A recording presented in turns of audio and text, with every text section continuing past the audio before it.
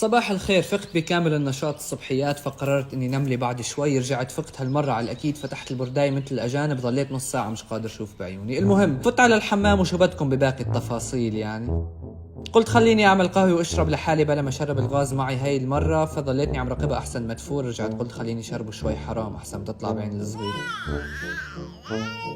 كل يوم الصبح بقول بدي مشط شعراتي، برجع بقول خلص لبكره. هاليوم لا، رح مشط شعراتي او خلص لبكره. شربت قهوة، فكرت شو بدي اعمل اليوم. لا ايش ببالي فكرة اخر شي، خليني اروح اشتري غراض للبيت واخذكم معي.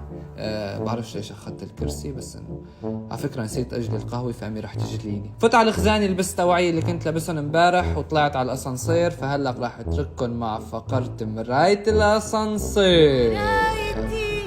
يلي بتعرف حكايتي. اول شغله بتفكر فيها لما تطلع لبرا امتى رح ترجع لجوا. لبست نظاراتي ومشيت، لقيت جبهتي حميت، رجعت لبست لها نظارات، صار اسمهم جبهات.